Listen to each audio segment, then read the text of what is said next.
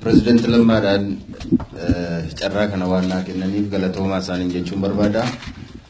Uummanni keenya irra waa'een biyya keenyaa naannoo keenyaa siyaasa keenyaa nu galcha jettanii iddoo kanatti argamtanis hundi keessan galatoomaa isaaniin jechuu barbaada. Wanta har'a haasa'ame keessaatii wantoota irratti walii galle baay'ee qabna. Tokkoffaa biyya kana keessa Oromiyaa keessa har'a jijjiiramni jiraachuusaa waan hundumti keenya irratti walii galu nutti fakkaata.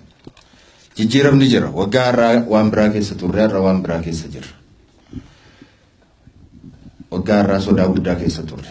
Namoonni baay'een hidhaa keessa turre. Namoonni baay'een immoo biyya alaa turtan. Warri biyya kana keessa jirtanis boguu keessan gadi qabatanii salphatanii biyya kana keessa jiraachaa turtan. Kun hundumtuu beekamaadha. Har'a garuu haala addaa keessa jira. Kun hundumtuu qabsoo uummata keenyaan ta'e qabsoo hunduma keenyaatiin ta'e. Kanatti anatu irra gatii itti kafalee natu itti baasee nami jedhu sin jiru yoo jiraates dhugaa miti. Kun hin jiru hunduma keenyaatu itti dadhabee waan ta'eef. Egaa jijjiiramni jira. Jijjiiramni kun immoo nu fayyadamoo nu fayyadu yeroo jennu nu fayyada jennee sirratti walii galleera. Kun walii galtee isa lammaffaati. Jijjiiramni kun nu fayyada. Sababii nu fayyaduuf immoo tikfachuu qabnas jennee walii galleera. Tikfachuu qabna kan. Kanaatiif hundumti keenya qooda qabnaa jechuudha.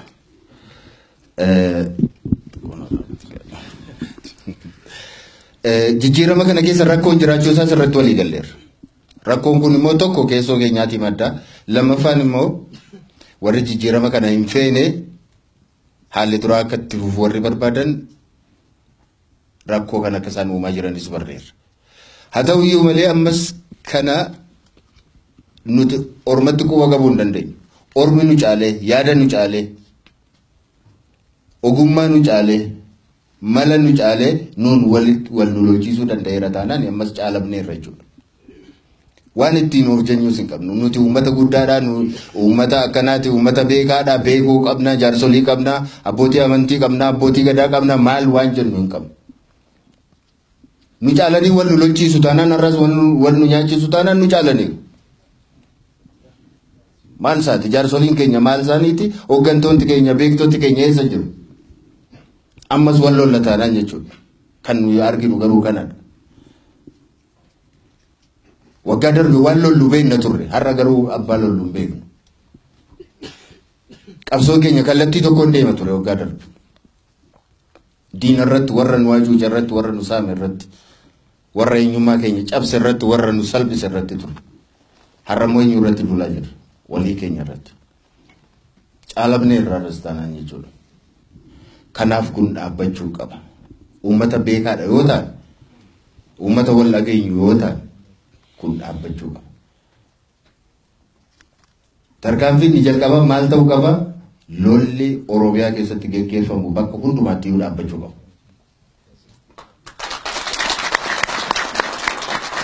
Waggaa darbe waggootan darban nuyi barnootarra hin turre, daldalaan turre, qotaan turre, nagaadhaan jiraachaan turre, biyya keenya misoomfachaan turre. Har'as ittiin jiru. Har'as qotaan jiru, daldalaan jiru. Har'as hojjechaan jiru. Barattoonni keenya mana barnootaa jiran har'as. Yeroo darbe nama irratti qabannu qabna turre har'a garuu hin qabnu.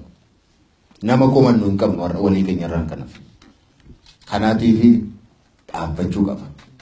Lolli Oromiyaa keessatti gaggeeffamu dhaabbachuu qaba. Kanaaf immoo hundumti keenya dhaabbileen siyaasaas namoonnis akka dhuunfaatti hundumti keenya kana keessatti qooda fudhachuu qaba. Kanaatiif waan dubbachuun nurra jiru tokko utuu hin dubbatin darbuunis sirrii miti. Walitti himuun barbaachisaadha. Dhaabbilee siyaasaa gidduu har'as haa xinnaatu haa guddatu waliin morkiin jira waliin dorgommiin jira. Garuu kun immoo nu miidhaa jennee fudhanneerra. Nu miidhaa wal dorgommiidhuma isitti deemnu sanaan iyyuu nu hin ga'u. Isaa asitti nu hambisuu jira, biyyas diiguuf jira, tokkummaa keenyas diiguuf jira jechuudha. Fakkeenyaatiif yeroo darbe dhaabbileen biyya keessatti yeroo deebi'an dhaabbileen siyaasaa biyyatti yeroo deebi'an wantoonni waadaa galamee sila ka'eera. Hundumtuu nagaadhaan qabsaa'uudhaaf biyyatti gale.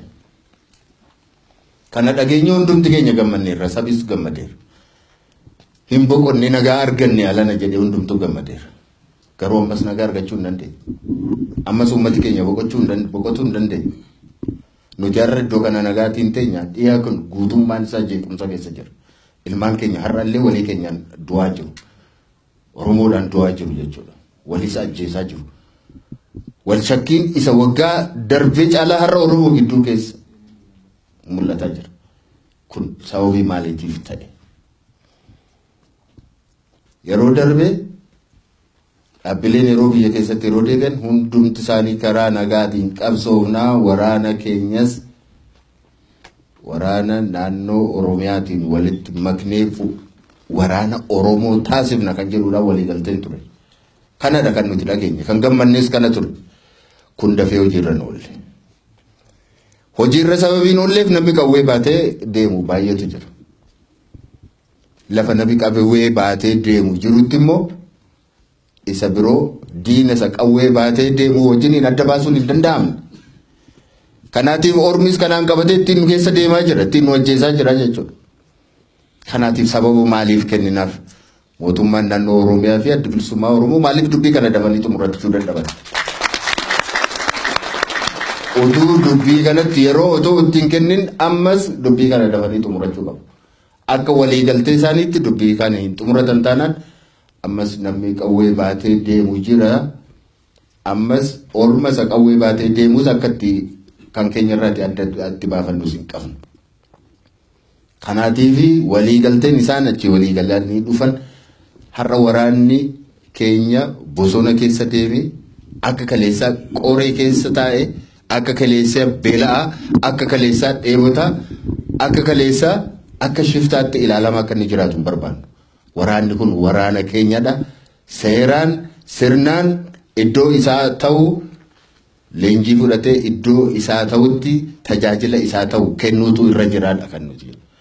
Kanaaf ammas ta'ee jennaan akka kaleessaa akka rifee lolaatti namni rakkachaa ijoolleen keenya bifa kanaatiin ilaalama ofii isaaniis rakkachaa sababii isaaniinis immoo biyyi jeeqamaa itti fufuu hin danda'u. Kanaatiif hundumti keenya kan walii galuun nurra jiru waraanni biyya keenyatti keessatti geggeeffamaa jiru asiin isa ta'u achiin isa ta'u dhaabbachuu qaba. Dhaabbileen siyaasaa kana keessaatti qooda qabanillee qooda isaanii sirnaan ba'uu qabu.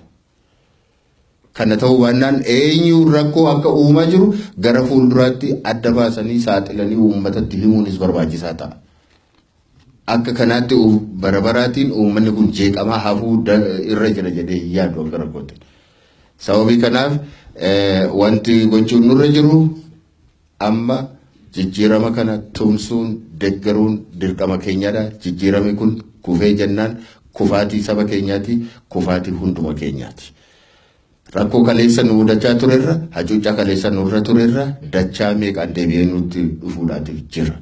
Akka uummataattis itti fufuu dhiisuu yoo dandeenya jechuudha. Badiidhaatiif deemna. Kanaatiif hundumti keenya kana beennee kanarratti hojjechuun barbaachisaadha. Dhaabbilee siyaasaa kanneenis jajjabeessuun barbaachisaadha. Warri tokko ta'uudhaaf deemanis gara tokkotti deemuun dhaabbilee siyaasaa lakkoofsa isaanii xiqqeessuun uummata keenya akka afaan fachoofneef nu gargaara. Kanaatiif ammas irra deebi'ee adda bilisummaa Oromoo fi mootummaan naannoo Oromiyaa dubbii keessan dafaatii nu xumuraa jechuun barbaada. Fayyaa ta'a.